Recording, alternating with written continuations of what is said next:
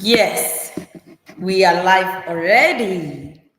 Good evening, everyone, and you are welcome to the Child Learning Community. Yeah.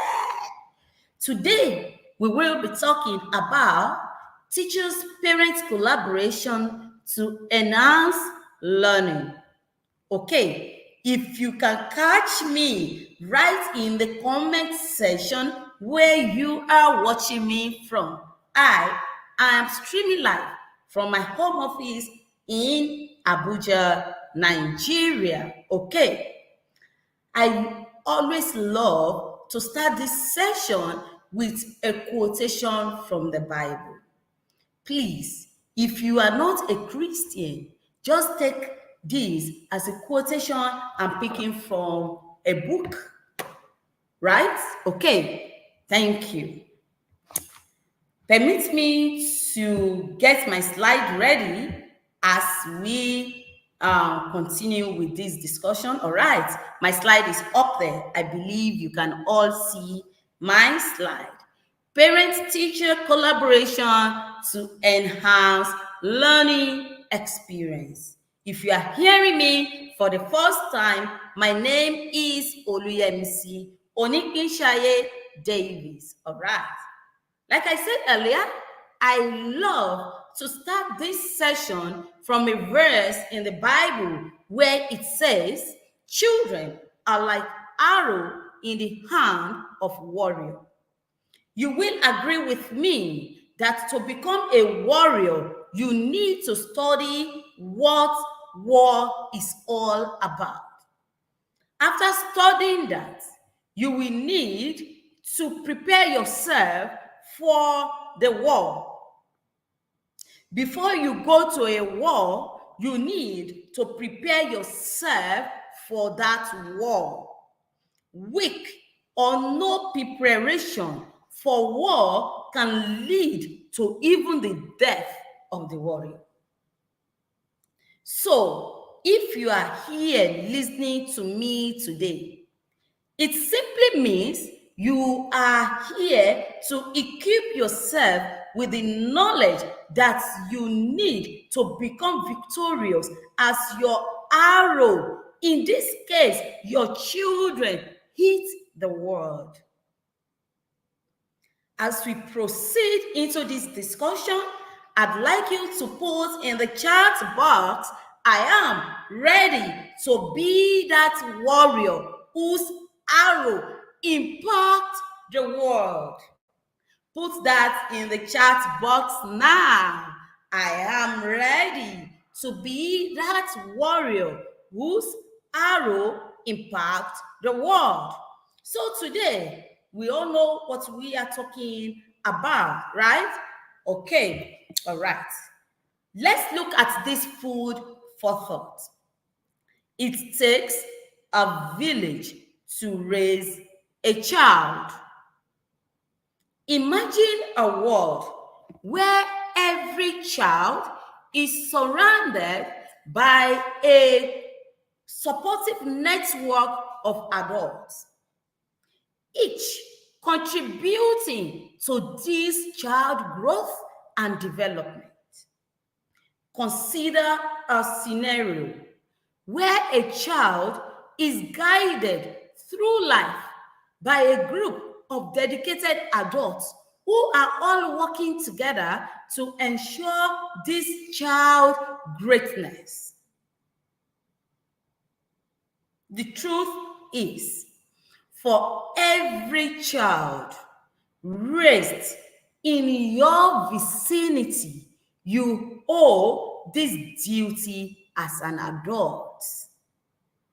It doesn't matter whether you are this child parent, you are this child sister, you are this child auntie, you are this child teacher, you are this child uncle. It is a duty that nature has entrusted you with. And it is in the fulfillment of this duty that you, in retrospect, get an opportunity for advancement. Let's take, for example, you are an adult who lacks patience.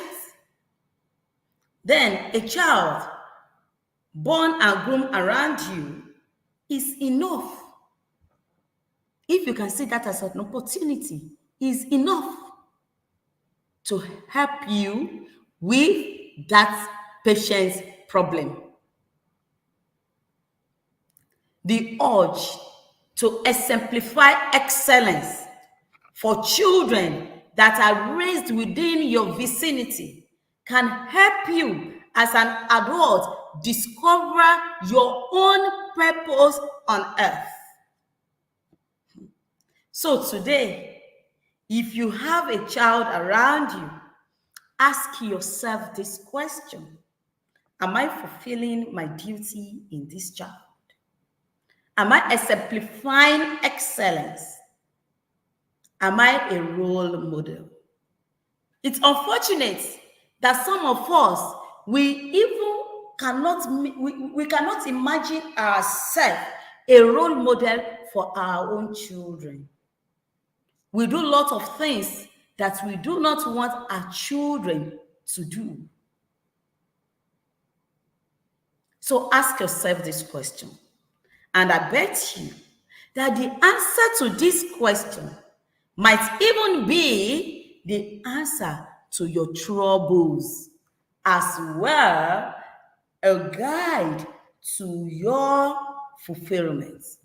When you are able to answer this question in all sincerity, you can start linking the lines, and you may realize that you have been troubled on some things just because you have failed in your responsibility. Ask yourself this question. Do not forget that what I share now is not just for parents of a child, but for everyone who is in the community of the child. We say it takes a community who fulfill in carrying out this duty as it is willed by the Almighty to raise a great child.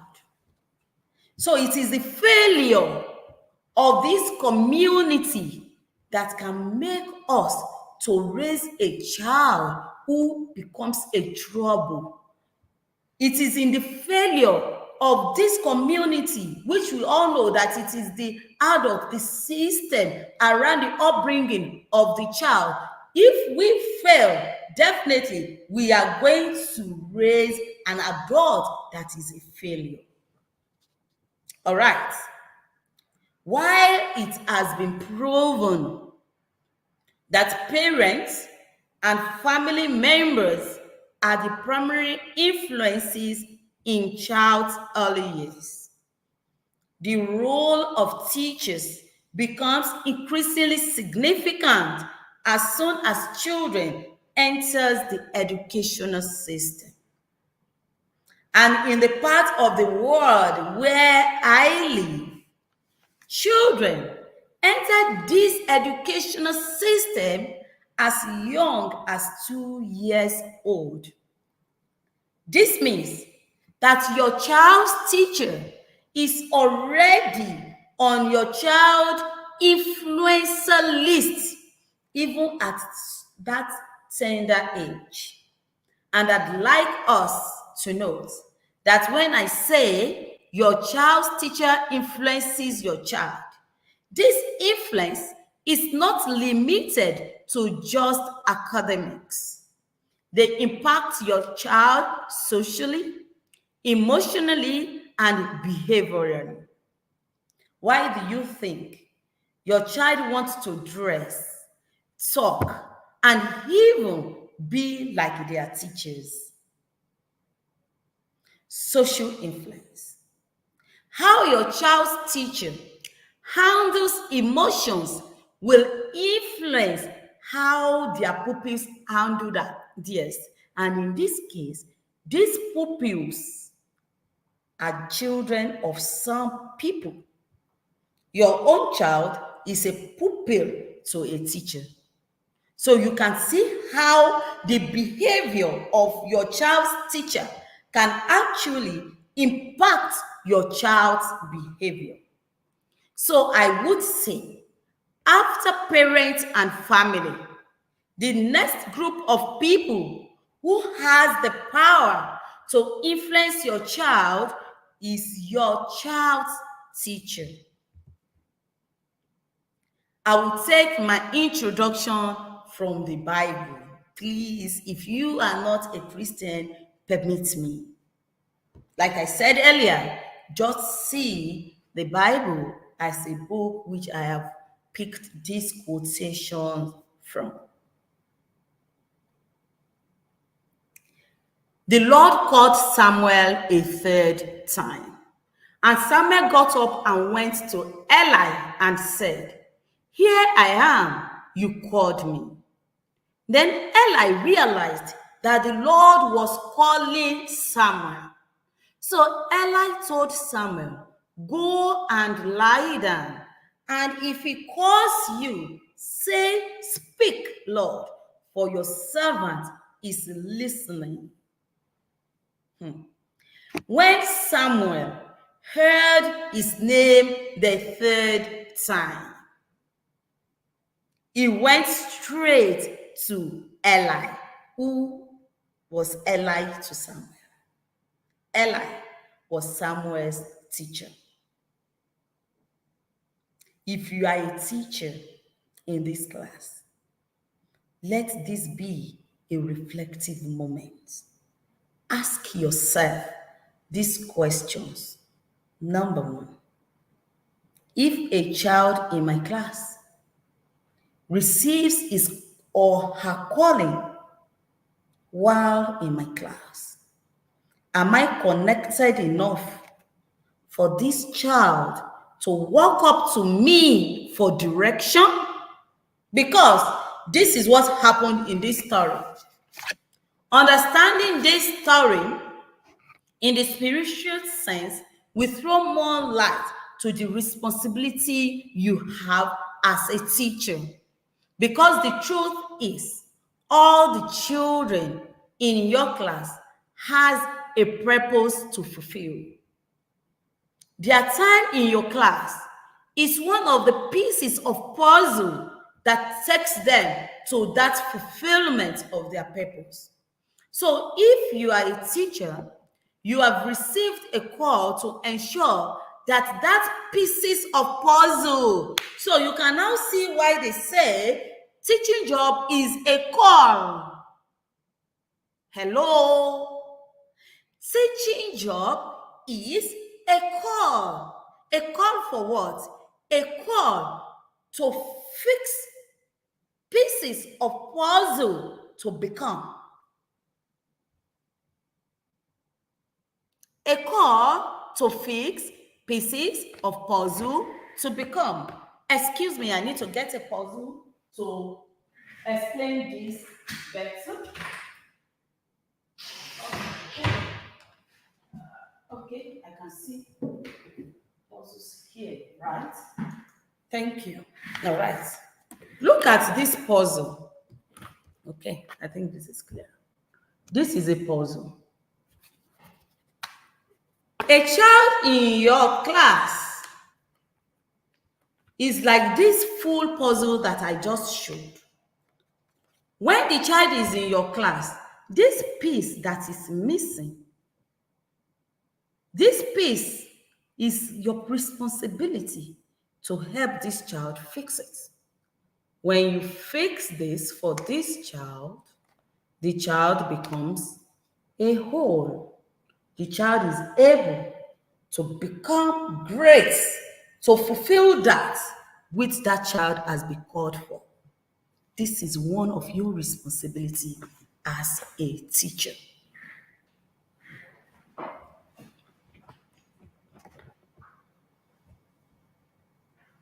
Reflect about that. Reflect about that. If you are a teacher, I say again, you have received the call to ensure that the pieces of this puzzle which is the children in your class.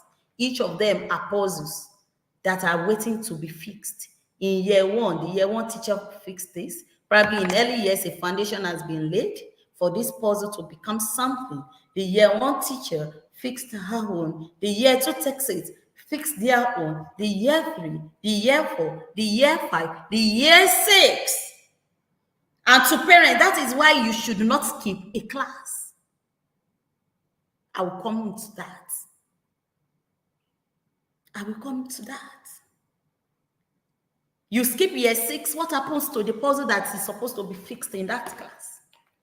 What happened? What happened? What happened to it? You skip it. You skip it.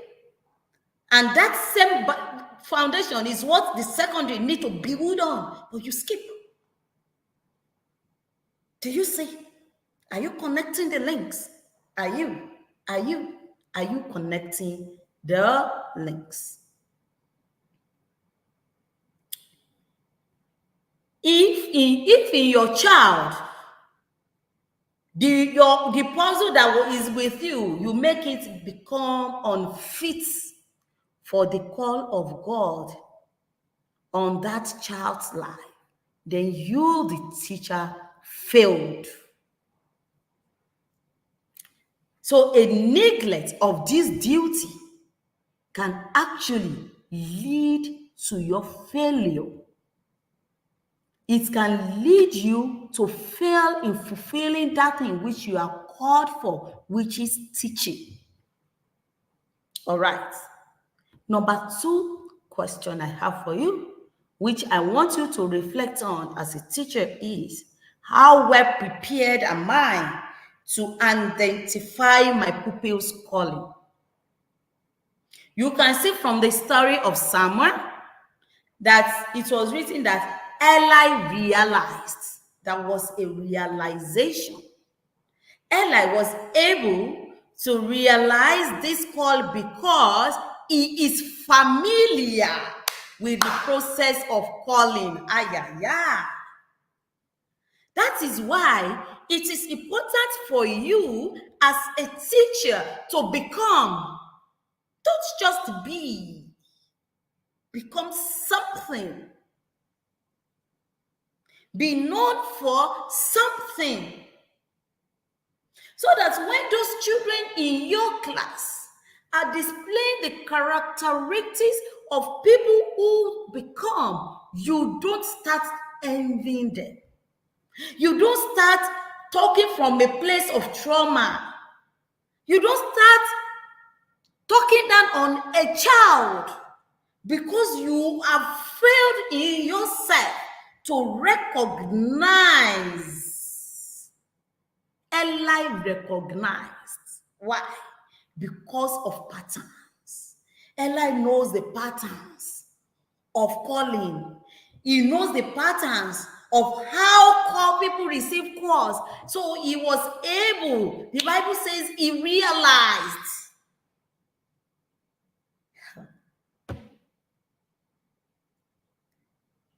How many children in your class? How many children in your class can you say that if they get called today, you can realize? Are you familiar with the process of calling? And that is, I've said, have you prepared yourself enough? You yourself, have you become so that you are able to recognize the patterns of becoming? Ask yourself, who are the artists in my class?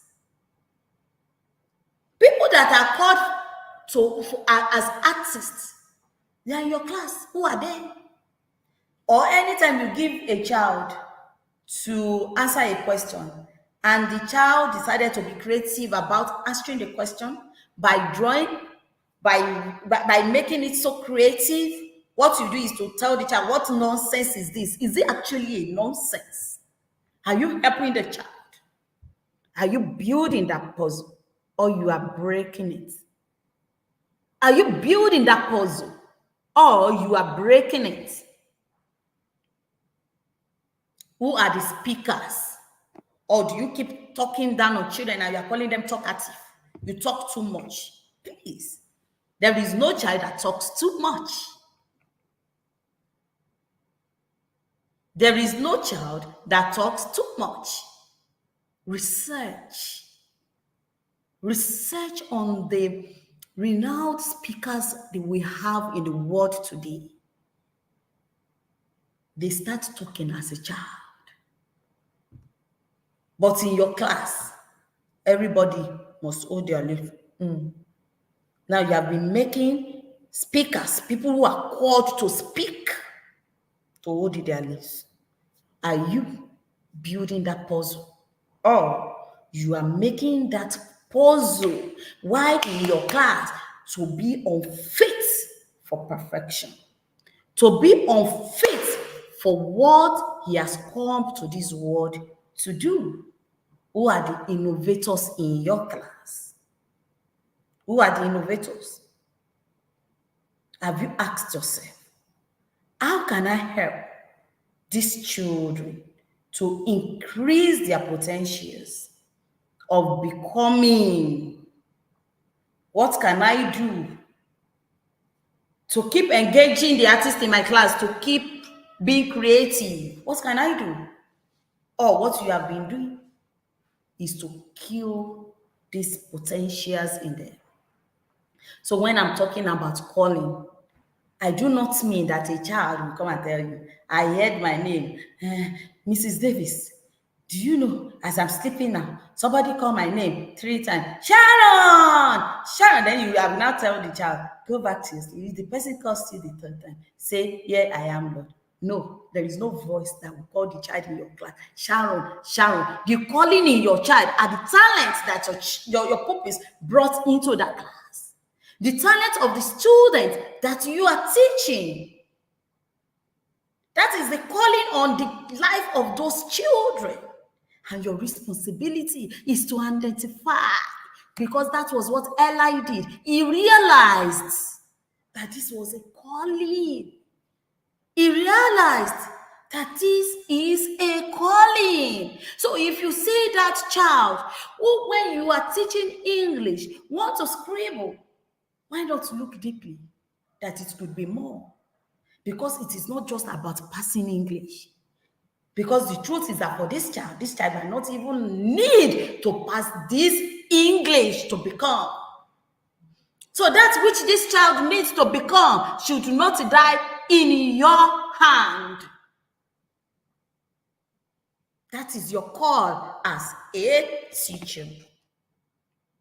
Another mistake that I've seen teachers make is that we place academic success, that is, on position, on results that we generate to give the children position. We have forgotten that the position in the classroom is not a true test of knowledge. That is not the true test of knowledge. That a child comes first or second or third in the class is not the true test of even a successful child. So if you kill all the talent that a child needs, if you sacrifice the talent of a child on the altar of the child becoming first position out of 14 children or 20 children or 23 children that you have in the class, even having first position out of 100 children, please, it is not enough reason to sacrifice their talents. It's not enough reason to sacrifice their talents. Where their talent will take them to, that first position can never even walk halfway. Where the child's talent will take the child to in the future, that first position cannot take them halfway. So ask yourself, are you helping the children in your class, or you are destroying them? Teachers, reflect.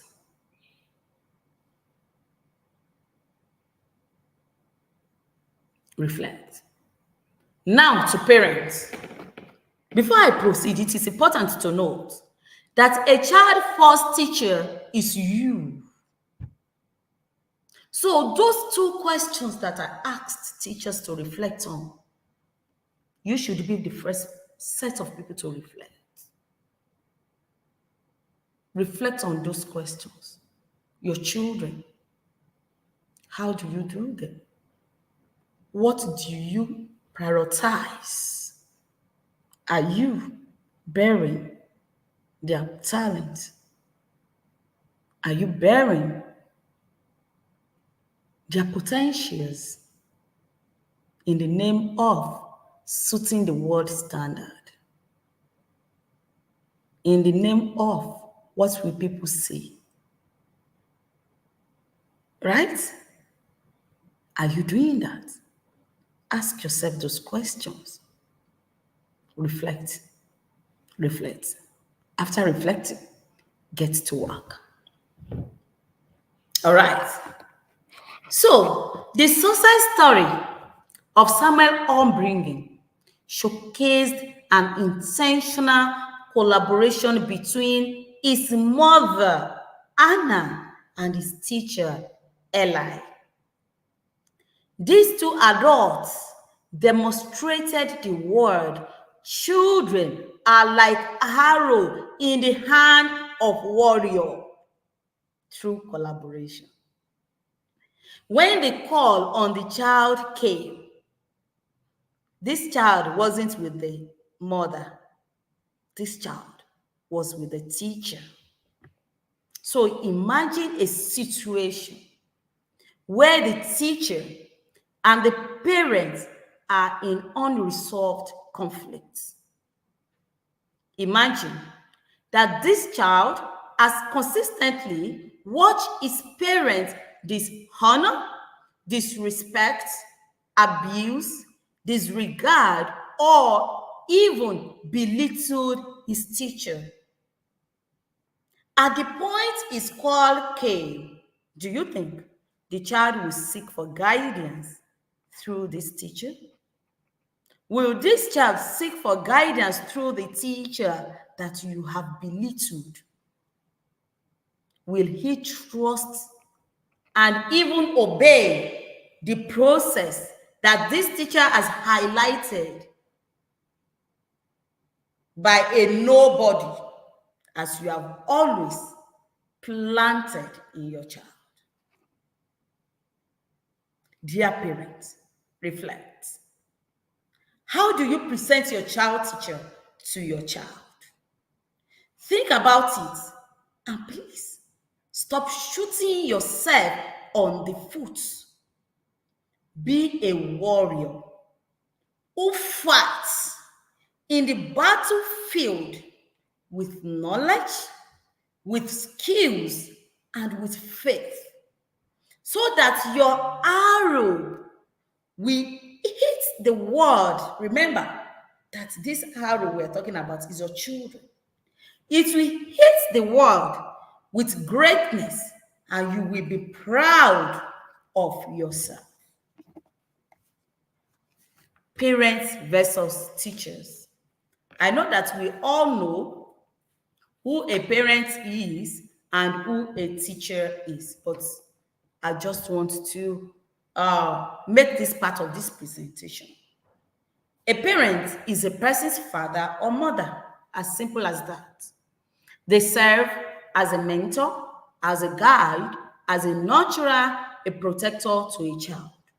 They are the first teachers in a child's life who is charged with the responsibility of instilling values, beliefs, and skills that shape the foundation of what the child becomes. And who is a teacher? A teacher is a person whose job is to teach. They also mentor, guide, nurture, and protect their pupils. They assist parents. Mark that word, assist. So who is the primary person that is doing this work? The parents. The teachers are to assist in doing what? In instilling values. beliefs, and skills that shapes the foundation of what the child becomes. What are the shared goals between parents and teachers?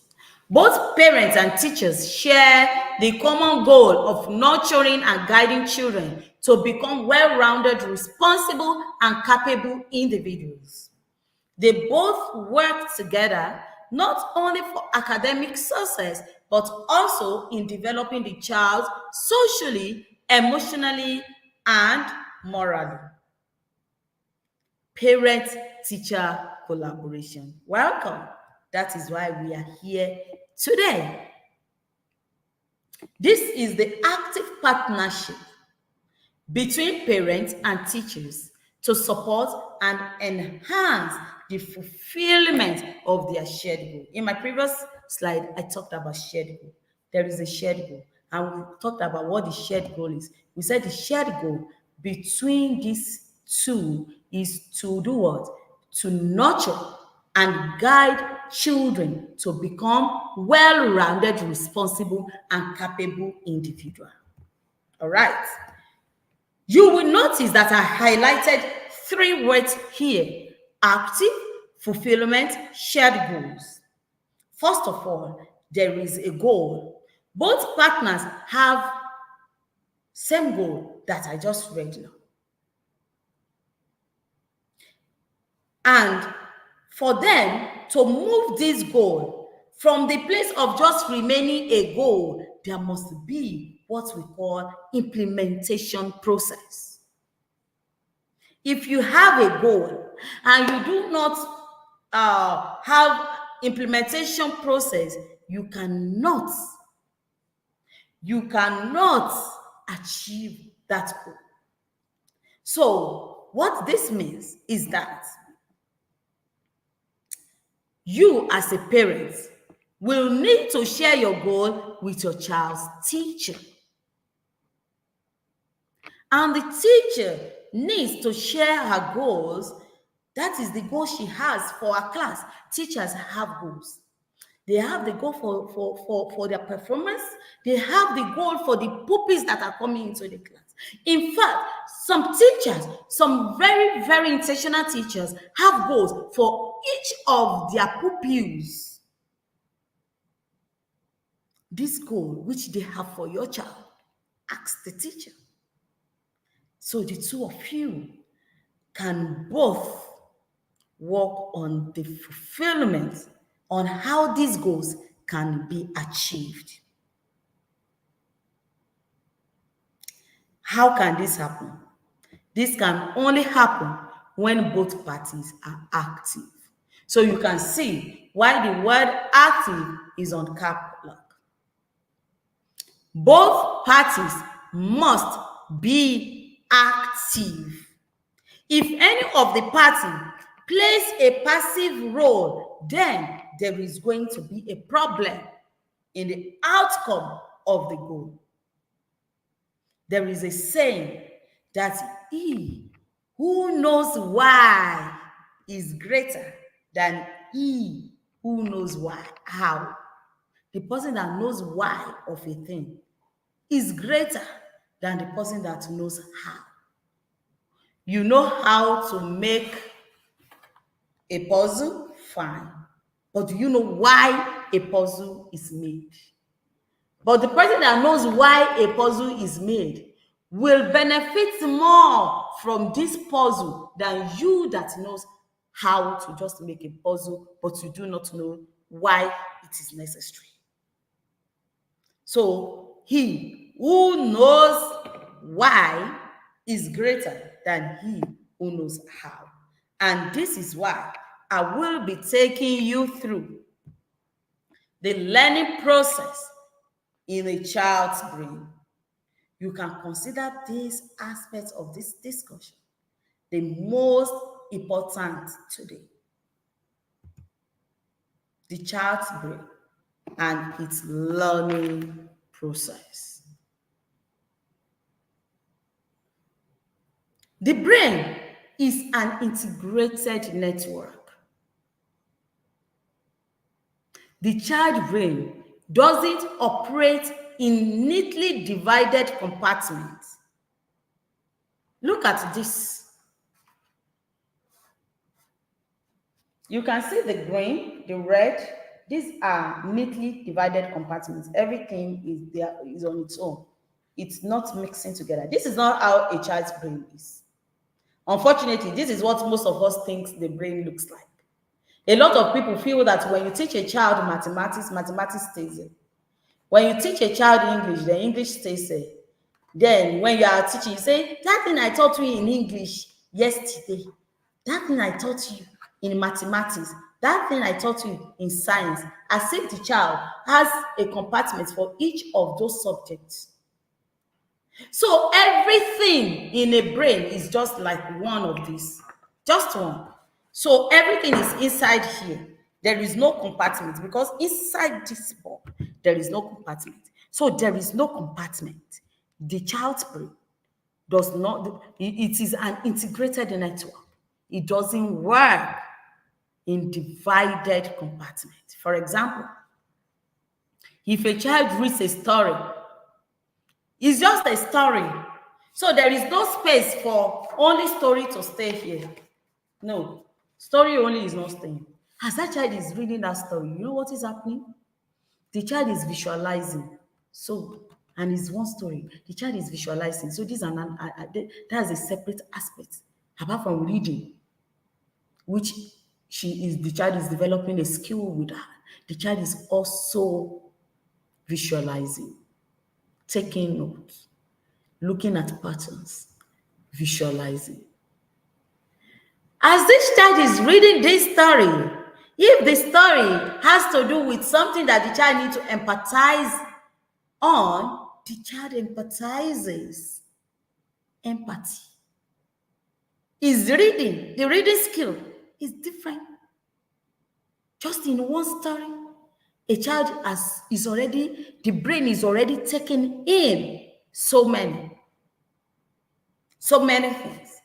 So this integrated approach helps informing more robust intercontinental neural pathways, which is essential for deep understanding and long-term retention.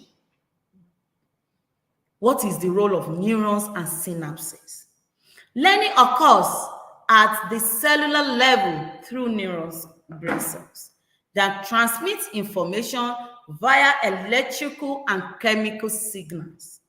When a child's brain gets exposed to new knowledge, neurons communicate by forming what we call synapses, which are connections that link different neurons. That is how the brain operates. Permit me, I do not plan to bug you with so much scientific terms tonight. I would like to just break this down into simple terms. I'm science inclined, so please forgive me if I'm taking you too much into science, but trust me, I am a kindergarten teacher. I can break it down. I can break it down that even a child will understand what I am saying. Everything I just said here is saying only one thing. The more a child practice or engage with a new knowledge, the stronger the synapses become. This synaptic strengthening is what underlies learning and memory.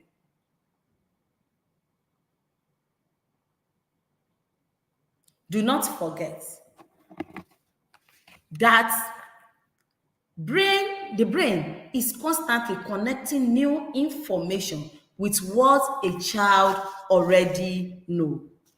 And that this process isn't confined, like I said, into specific subjects, but rather it spans through the entire brain.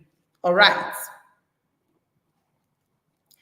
This is why when a teacher teaches a particular topic,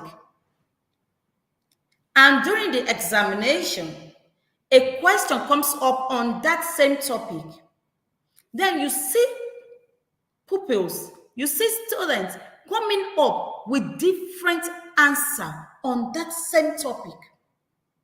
And you see that each of the answers are correct. This is what we call learning. If children have truly learned, they need not put their answers in their teacher's word to be correct. Putting your answer as it is in your notes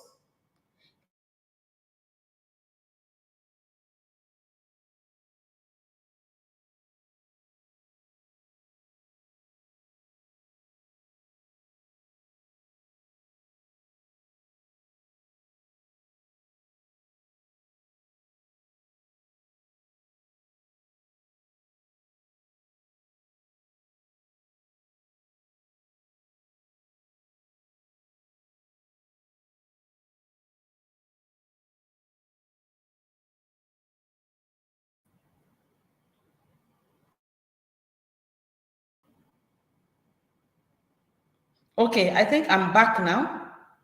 I'm trying to see why my network.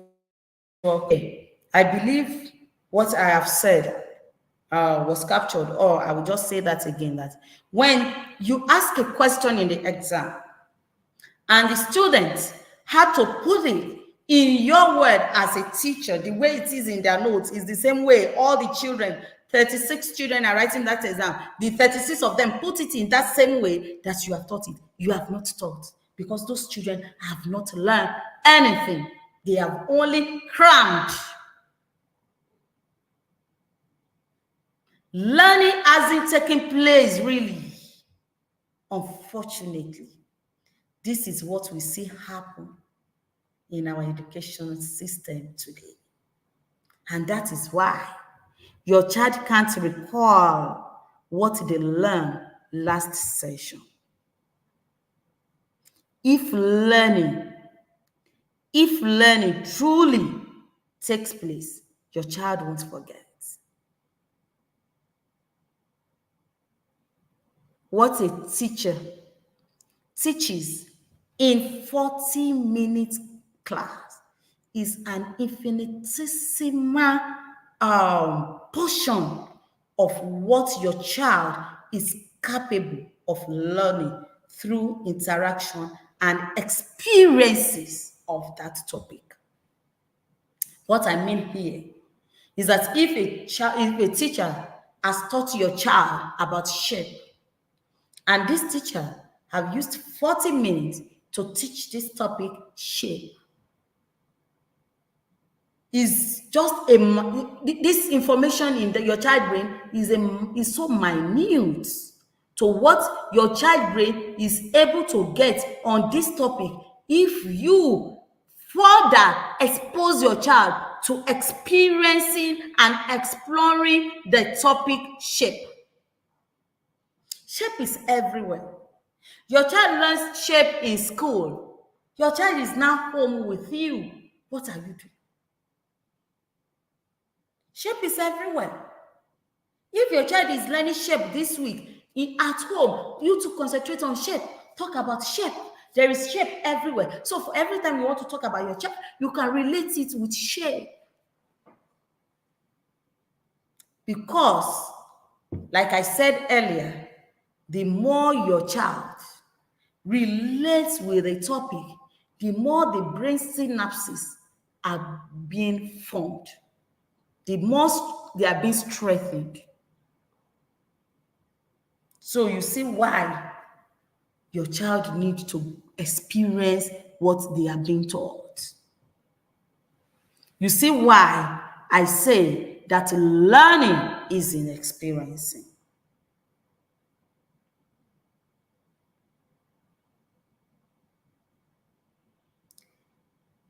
If a teacher teaches your child, even with the learning aids, don't limit it.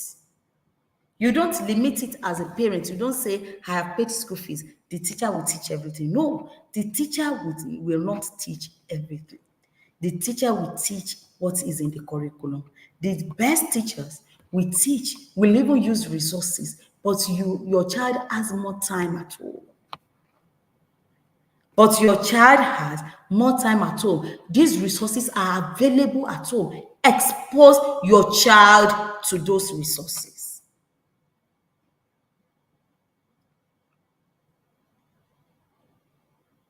Like I said earlier, whatever your child's teacher teaches in 40 minutes is an infinitesimal portion of what your child is capable of learning through interaction and experiences. And because the brain doesn't work in isolation, when a question pops up on that particular topic, your child brain picks up all those experiences during the exam. You see what happens? They pick up all the experiences, not only what the teacher has taught them, and they pour them out. And you know what? This is what we call excellence.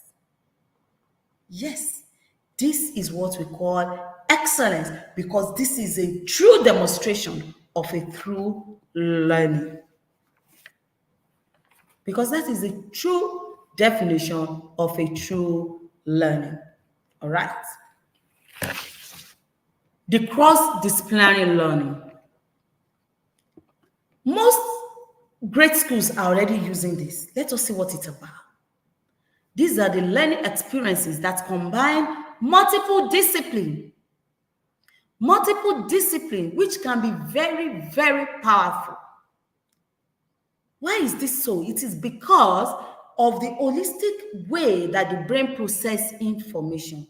The brain processes information holistically. For instance, a science experiment that involves writing, remember, that is a language skill, but this is a science experiment.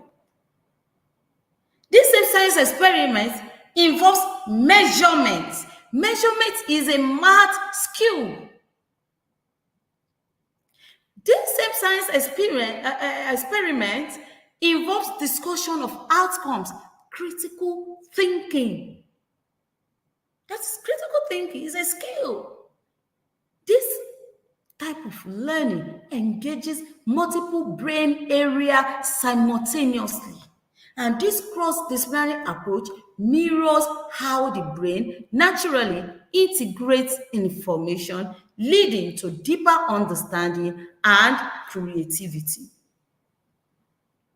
I said, most great schools are now employs this method to make their curriculum robust and more accessible to their learners. You know what they do?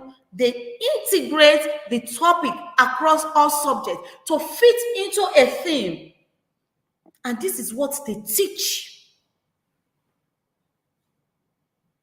What this means is that if your child is learning a topic, for example, in science this week, your child in social studies will be learning a related topic to the science topic this same week. What do you think they are doing? They are repeating because they have studied how the child brains work. They are trying to strengthen the synapses. And this is what your child will need when they need to remember. This is what they need for memory. This is what makes the learning sticks.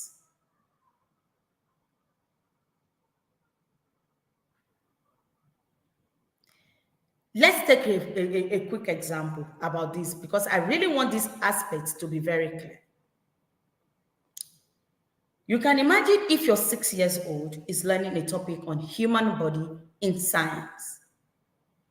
Then, in English language, that same week, your child is learning to write their names and the meaning, and probably write a composition about themselves. They got to understand their names and the meaning. They are able to describe themselves, talk about their favorite things. Then mathematics takes it up from there and teach the children how to count their body parts, making simple graphs on favorite colors, favorite food, or pets. Remember, this favorite color, favorite food, favorite pet, your child will need it when writing the essay on myself, right? But it is the mathematics teacher that is teaching it now. Then the mathematics teacher stopped there. Then they do composition. They ask them to write about myself. When the composition teacher tells them that they should talk about their favorite thing, it will not be too difficult because they just did that in the previous subject. You see? You see what great schools are already doing. So when you go to a school, ask for their curriculum. Ask for how it's being done here. Look for those schools that already knows how your child brain works and enroll your children there. Yes, I said so. Okay. As your child is learning all of this in those aspects, then it comes to mathematics, yes, then to geography. They are learning about their homes, they are learning about their school. Then social studies takes the topic, my family and my role, right? Then history is saying my personal history. Children are able to create simple timeline of their life events, their birth, their first steps, their starting school, their first two. You can see that all of these are revolving around a theme, who am I? But the children are going to use a full week to teach topics around this. You can see what this does is that it makes the study, the learning more robust. Right? And boom, the art teacher comes in and they were doing things like drawing and painting their self-portraits to explore probably facial features, different emotions, self-expressions, etc. These topics are taught within a week. Different teachers, same child. Tell me why your child, how a child will not understand what is being taught. Because if you are not able to understand it when the English teacher is teaching, you will understand it when the math teacher is teaching it. If you don't understand it with the math teacher, you can understand it through art. If you can't understand it through art, you will understand it through music. If you can't understand it through music, you understand it through English, through storytelling, through writing, through a lot of things. What are we doing?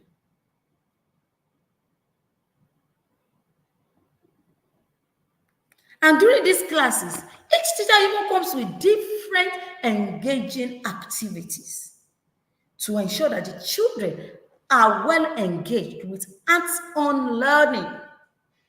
What this does to your child is that it stimulates multiple areas. It stimulates multiple areas of the brain, enhance their memory and understanding. So if you are a parent whose child's school employs brain-compatible learning experiences such as this, congratulations to you. Your child is learning. Yes, at least, but there is still something you must do. And this takes me to my next slide. Reinforcement, repetition, and application. Learning is not a one-time off event, but a continuous process that requires reinforcement. When children revisit concepts through different activities such as reading, discussing, exploring, applying, and even teaching others, their brain reinforces the neural connections that represent the knowledge. This repeated engagement strengthens the integrated network of synapses. I've been talking about synapses since, making the information more readily accessible in the future. So your child shouldn't forget what they have been taught last week.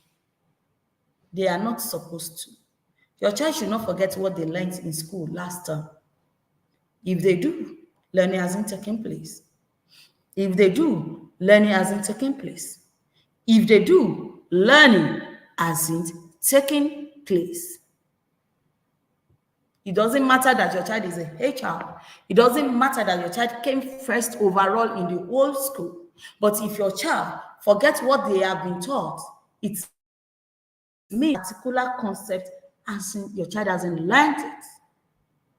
So learning has not taken place.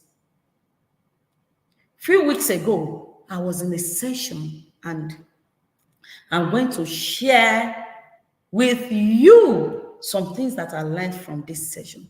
For me, it was a great eye opener. All right. The coach there actually shared with us the concept of leveraging the 10,000 hour rule. You know, I said there is more you need to do as a parent.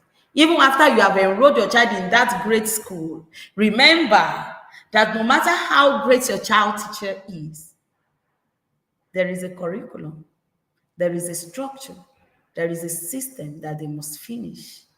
So after that 1 week, if your child didn't learn, after that 1 week of good teaching, of the robust curriculum, of the integrated curriculum, if your child still hasn't learned, what now happens? You are your child first teacher. Now the rest is in your hand. What do you do? What do you do? What do you do to prevent such a thing? Now, this is what to do.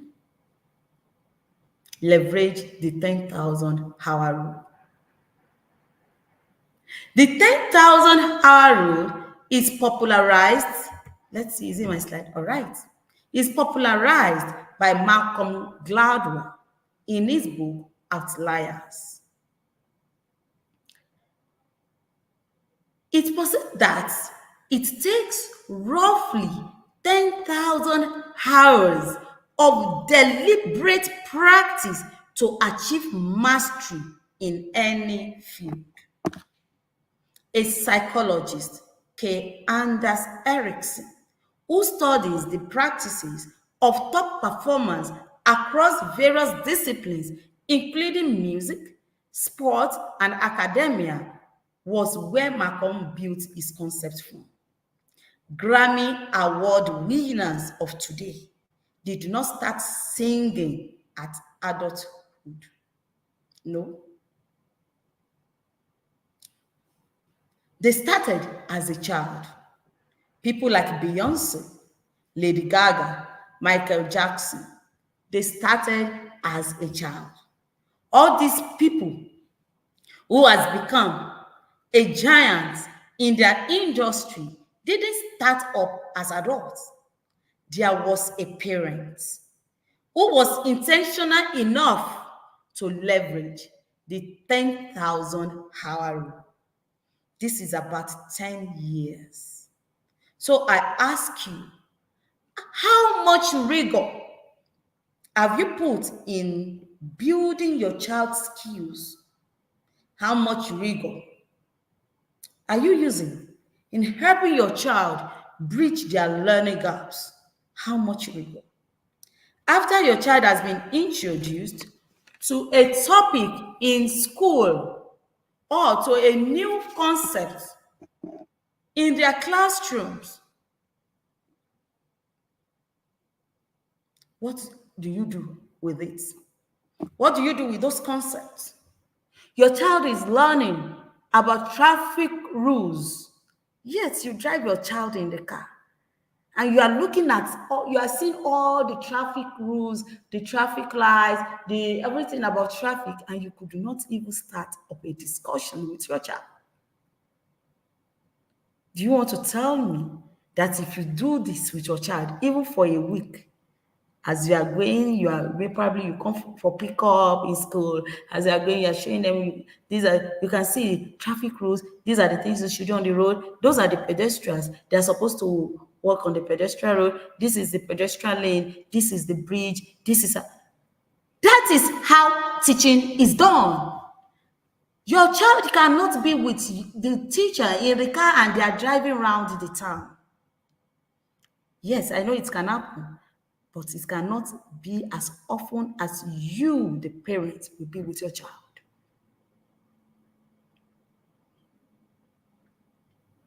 Your child is learning about the traffic light.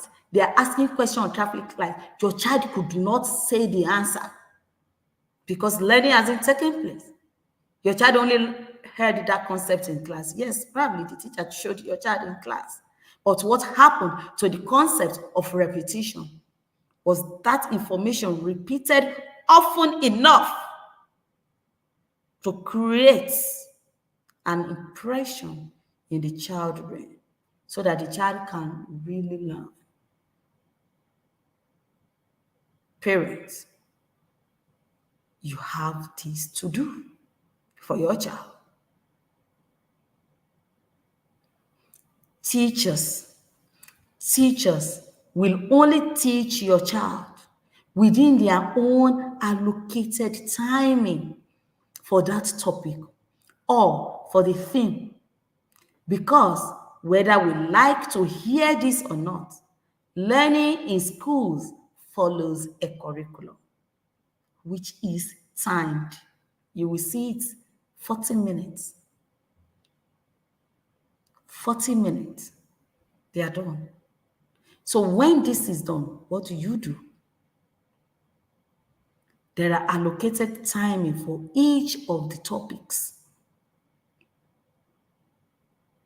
Is the timing that the curriculum provides enough to help take your child to where you want?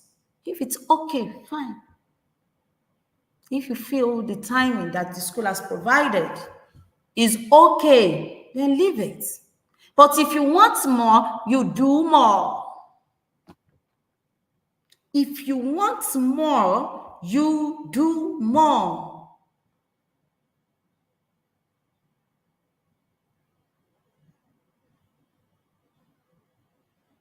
Ask yourself, what can I do to bring my child from a place of ordinary to a place of that genius?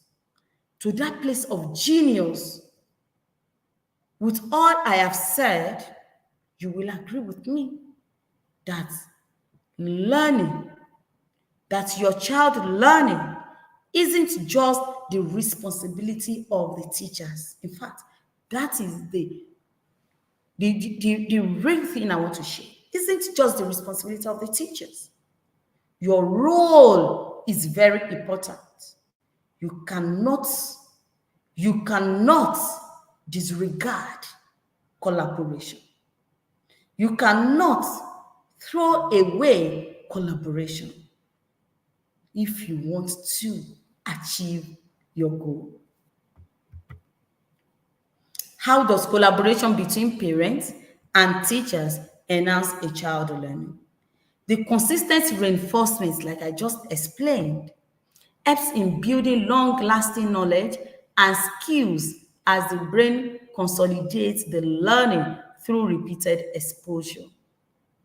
The home provides an avenue for real-world experiencing. Your child is learning mathematics. Your kitchen is the best place to teach maths. Yes. Your kitchen is the best place to teach math. There is no addition that you cannot do with cooking. You add water. Some children feel addition problem because they do not understand what it means to add. Yes, the teacher has taught them. The teacher told them that is to put together something. Yet they have not understood it because they have not experienced it enough. Add water. You add seasoning. You add salt. You add milk when you want to make tea. You spread butter. Your children can see colors. They can see when you mix two colors, what the colors will bring right in your kitchen. Right in your kitchen. Your child is learning the sense organs. All of this happens in your kitchen. Your child feel hotness when they touch something that is hot. So they know they need a napkin when they want to touch the hot pot. Your child feels how good things are. Your child can feel smoothness right there in the kitchen, roughness. Your child can see, visualize. They can smell different aromas in that same kitchen. So why is your child failing a question on sense organs? Because we want them to cram. Then they get to exam and forgot what they have crammed. Experience, experience, experience. That is what your child needs to learn. The consistency in expectations and routine enhances your child response ability, which is essential learning skill. It reduces confusion and helps children focus on their studies. That is another thing we do. We lack to put structures in our homes. We wake up in the morning and our house is in chaos. Because as we're looking for one leg of a socks, we're looking for one leg of a shoe. We're looking for a blazer. That's when we can't find the time. And we also rushing to go to work. Then we start shouting and the whole house is in chaos. After that, we put the child in, after all sort has been said to our child, we put them in the car and we drive them straight to school. Please, how will your child learn that day? Unfortunately, some of us do this 365 days a year. Every day. So your child gets to school every day disturbed. There was chaos in the house. And this happens every morning. And you expect that child to learn in school? With such chaos? With such instability? The child cannot learn.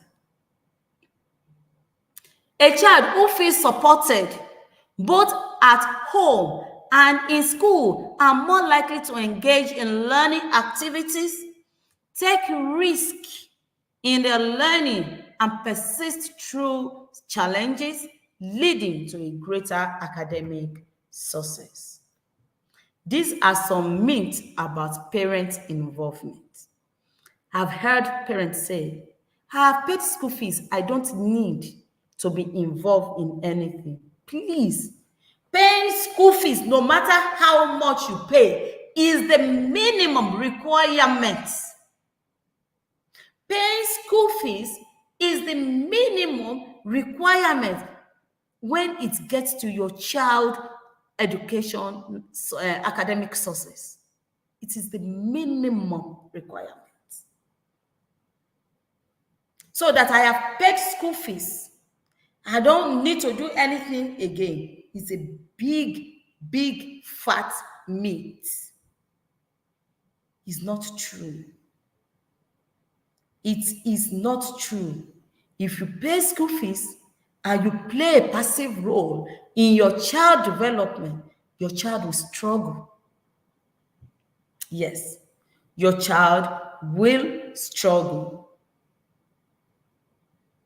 Another myth is that my child academic success is the teacher's job. Another big fat myth. While teachers play a very, very important role in your child academic success, it is not true that it is absolutely their job for your child to learn. Because learning is what your child has experienced. So it is a two-way thing. It is true collaboration. Your child learns in school, your child learns at home. That is what really, really guarantees that your child is learning.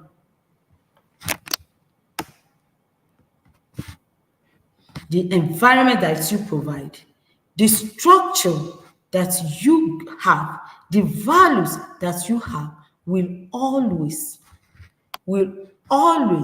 influence how your child academic success is. Another myth is that I don't have time. When you say this, You are simply telling us that you are not responsible enough because through procreation, you have been given this responsibility. So the fact that you are saying you don't have time is because you have not placed parenting on your priority list. Because it is that which we have placed on our list, on our priority list, that we create time for. So there is nothing like I do not have time. So if you are among those people that says I do not have time, it is as simple as I am not responsible enough to be a parent. You cannot have a child and say you do not have time. It cannot. If you do not have time to parent a child, then you should not have time to procreate. You don't have time to give birth to a child. You don't give birth to a child and you say you don't have time to parent the child. You must have time. Parenting should be on your top list. And part of parenting is this collaboration we're talking about. Because it is your responsibility to collaborate with your child teacher first, then your child school, so that you are able to take your child to the level that they should be. Another myth is that my money can do the job. It is not true. This mentality is what have made people lose their generational wealth because they feel that they are wealthy enough. So their children don't, whether that academic success is nothing, skills are nothing. The children can be as irresponsible as anything. And as soon as the parents pass on, the children waste this money. And by the third generation, you will realize that they are the wealth that these people have created is gradually becoming history. This is happening in Nigeria, and we have all seen it. It happens in this country. We have seen how people that are very wealthy lose their wealth within 2 generations or 3 generations because somebody at a point is not able to withhold that generational wealth. So if you think that your money can do the job, I tell you today that your money cannot do the job. You need to be involved. You need to be involved. Another myth is I didn't go to school, so I can't help my child succeed. No, that is a myth. What is needed is not you are not you are it's not what is needed of you is not that you should start teaching your child ABCs. No, what is needed of you is to provide the experience.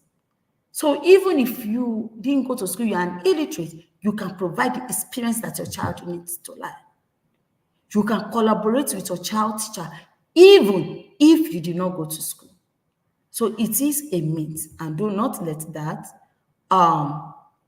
limit you. So the next slide now, which I think is our last slide, all right, is this. To collaborate with your child's teacher, you need to do these 3 things: communicate, reinforce, assess, and yes, communicate, reinforce learning, and assessment. Most of these things have been discussed, but I would need us to look at these 3. If there is a place we can print this or write this out, it is very, very important. When we talk about communication, you start communication before you even start choosing a school for your child. Maybe I should say that again. Communication is necessary before you even choose a school for your child. You should question the school systems, policy, their value, and be sure that all this aligns with yours before even enrolling your child in a school. You see all these reasons that we give as parents, such as it is the most expensive school in the country. It's a school that they usually all A's in WAEC. That is the school that my friend Nkechi is taking her children, and the children, the way they speak English, please, that's the school I will take my children. XYZ graduated from that school. These reasons are not enough reasons you should put your child in a school. And I tell you today that a school being good, I'm even saying, let's say this school truly is good, it's not same as this school is good for your child.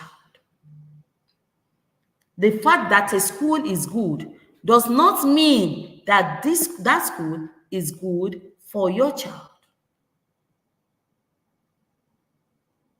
Let's take, for example, you have a kinesthetic learner, and the said good school does not even have a spacious playground where your child can really run around and express themselves.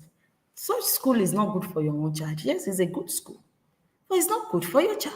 Yes, so you can't enroll your child in such school. If you do, you will fail your child. If you do, you will fail your child. If you finally now get a good school, that is after you have answered all the questions that you have questioned the school system, structure, policy, and because some of us don't do this. Some people don't even question the school policy on discipline. And now when your child does something wrong and the school discipline your child in the way their policy states, you start shouting, you start waking, you start fighting. Why? Before you put your child in a school, you should know what their policy is on discipline. And it should be something that aligns with yours before you finally say that I will put my child in this school. If it doesn't align with yours, then there is no need putting your child there. So you don't start shouting and you understand. You don't need that. Check the school policy and be sure that it aligns with yours before you enroll your child in a school. After a school has successfully answered all your questions, your queries, and it's good for your child, the next thing you must do is to communicate your goals with your child's teacher. Now, it's to the teacher. Communicate your goals with your child's teacher. And this is one of the benefits of Meet the Teacher's Day, which schools provide. I've seen situations where school provide Meet your child's teacher day, Meet the Teacher's Day, and parents don't show up. I've seen situations where house help are the ones coming to meet the teacher. The same house help does not even understand the language that the teacher is speaking. You send drivers for your child open day. What communication will they have with your child's teacher? What communication exactly will they have with your child's teacher? The Meet the Teacher's Day is one important day that you must never miss. You should meet your child's teacher on this day. Listen to what the expectations of the teacher is, discuss your own expectations, share your goals, and create an implementation process. In as much as your goals align with the school goals, I'm very sure your child's teacher will be willing to work on them. Reinforced learning. One of the reasons why I took my time to explain the way a child's brain learns is to empower you with this particular knowledge, which is reinforced learning. Your child teachers follows a curriculum. I cannot shout this enough. They follow a curriculum and they teach with it. So if your child understands the concept that day and score A in assessment, your child might still not have learned. So the fact that my child got 10 when they taught now does not mean your child understood now. Now that you use every day, everything in your house is a now. So if you are telling your child, when you are playing with a ball with your child, let's say you are playing a puzzle or you're playing a ball, Why not bring in those things and in a play way? We are not teaching. You are not holding the marker. You are not holding the board. We are playing. When your child comes to you and says, Mom, can we play a game? You say, concentration. Then you talked about names of things. Then you see your child saying the names of things. These are games that children love. Your child is learning, and this is outside the classroom. How will your child forget this, even in 2 years' time? She won't. That is how children learn. That is how children learn. So the fact that your child got A in the class assessment, your child might still not have learned. Haven't you wondered how a child gets all classwork in their notes? If you open it from front to the back, they get everything A. And those same questions are being asked during exam, and your child fails it. Haven't you ever wondered? It happens because learning is a result of experience. What your child have not experienced, even if your child is being told, but they've not experienced, your child haven't learned. Experience occur when we create an environment for it. Your child is learning measurement in school. He learns it for 40 minutes, which consists of the explanation, note writing.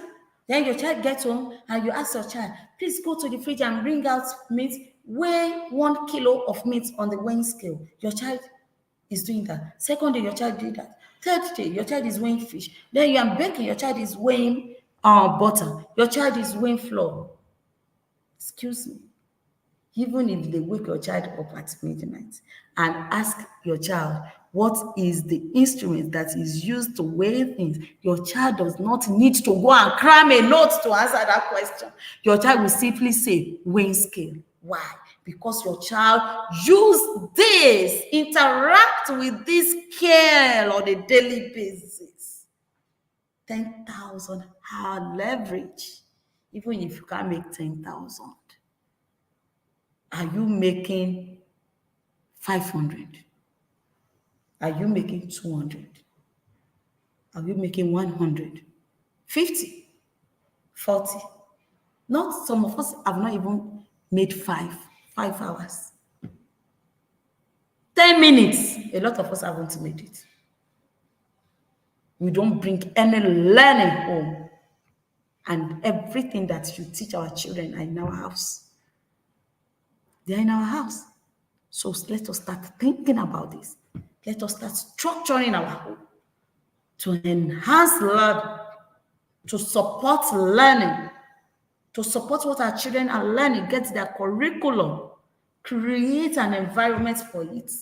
Let your children play with what they are learning and watch how they blossom.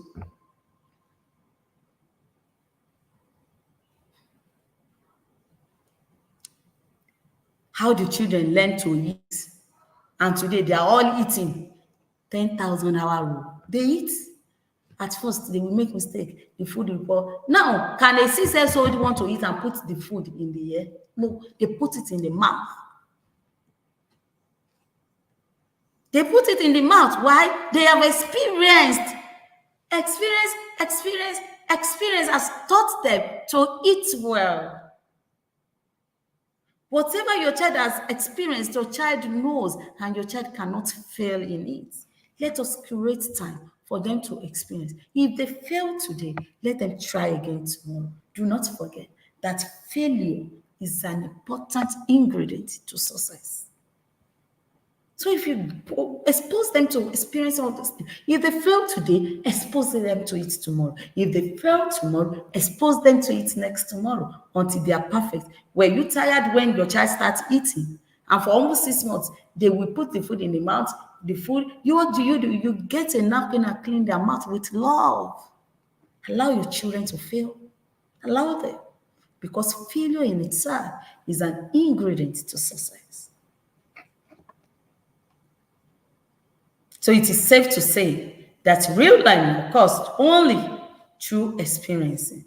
Experiencing is the key to preventing a child from becoming and academic automaton. The next thing here is reinforced learning. How do we reinforce learning?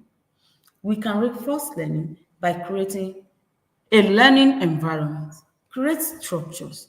One of the things that can mar or make your collaboration effectively is the structure that you create at home, as well as the structure that your child shall create in school.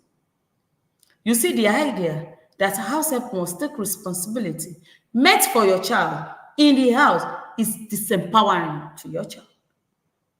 Whatever a child is able to do, let the child do. Help your child create structures around their day. Stop yelling and shouting learning in the morning. I've said that before. Stop sending children to school after you have yelled and nagged and put them in a chaos situation, and you are just shouting, and you now send them to school and you say they didn't learn. How will they learn? How? How will they learn? Put structure in place. A night before the school day, they are going to school tomorrow. This night, their socks, their blazer, their tie, their uniform should already be ironed and laid in a place, so that in the morning you are not running kita kita everywhere. You are not. Do not forget. Children don't even understand urgency yet. So all these are they don't understand it. It is to do what? If you have prepared everything on time and your child have a structured time for waking up, you will see that everything will come easily, because they will do those things at the time they need to do it. And you will not need to learn. And your children will resume to school in good body, in sound body and sound mind. Right? King raisers are already aware of this, and they are not using they are not using the negative environment at all. They are using what we call the positive environmental template in raising their children. What they do is they elevate the children, they elevate their money for a productive day. Model love for reading. Let your children see you learn. For a lot of us, after we have graduated from the university, we have not learned one thing. So our children have never seen us learn, right? Don't forget that parenting is done with what our children see us do is what they do, right? So they learn, share your obstacles. Let them see you write exam. Let them see you fail. Let them see you handle failure. Let them see you overcome. Because when it's their time, they will remember how mommy handled it, how daddy handled it. And they will know that their failure is not the end of their life. They will have that courage to try again. They will not give up, because mommy didn't give up when she failed. Daddy did not give up when he failed. Share it with your children.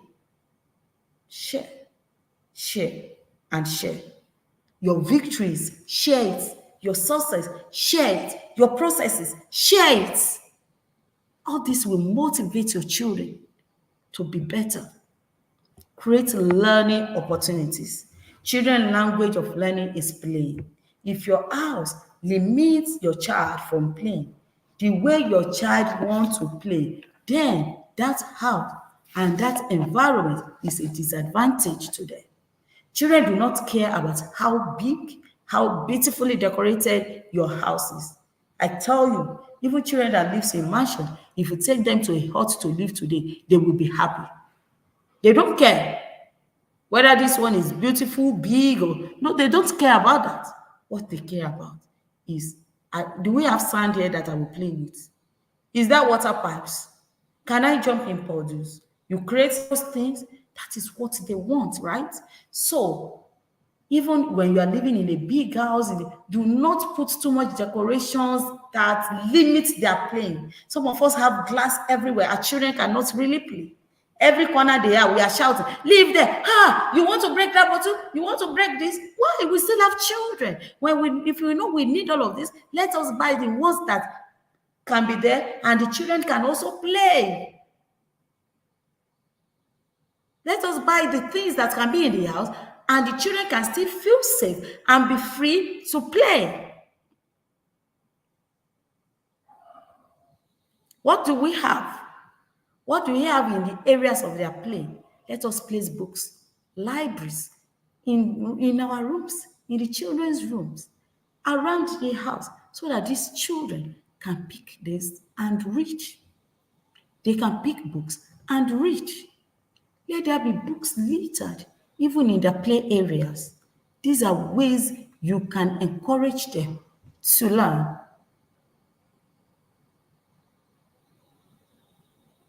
Let there be puzzles. Let there be board games. These are great resources, libraries. In your home, yes. I say libraries, not library. I'm not even talking about one library in your home. What happens to those corners? What happened to the corners in your sitting room? Why can't that be library in your sitting room? Yeah? So when my friends now come, they will now be seeing books everywhere. Is your house for entertaining your friends? Is your house an entertainment center? Your friend knows that you have children. Your friends knows you have children. And if they feel that your children cannot have their library around the house, then I don't know if you have the kind of friend that you should have. Right. So, lastly on this list is assessment. Assess your child report card. Give your child the goal. If you assess previously, like this is a new session, the last session report card, assess it and have a goal. Oh, this is, you had A's last session. What do you want to have this session? A stars. How can we make your A stars? Let us review what happened the last time. What are we going to do differently this year so that we can move from this place to this place? These are ways we can collaborate with our child's teacher, because these are collaborations, right? This means we are getting involved. We are getting involved. All right. Thank you very much. So, in conclusion, it is not enough to birth a child. It is also not enough to just send your child to school. It is absolutely not enough to pay school fees. Being at home and available is not even enough in raising a wholesome child. You must be available with the content. I've heard a lot of people say, I'm a housewife, so I have the time. Then you ask them, what is the content you are raising your child with? No content. They don't know. I said earlier, the person that knows the why is greater than the person that knows the how, right? Connectivity is essential if you want to be relevant in your child's life. Thank you for being here with me. The time is fast spent. 1 hour, 33 minutes already, right? Okay, please do not forget to subscribe to our channel, The Child Learning Clinic. We're on Facebook, we're on Instagram as The Child Learning Clinic. My phone number is on the slide. You can pick this phone number and send a chat to me if you have any concern or you want to seek clarification on anything that borders on nurturing children.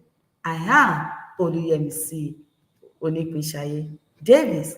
Thank you for listening to me. See you later. Bye.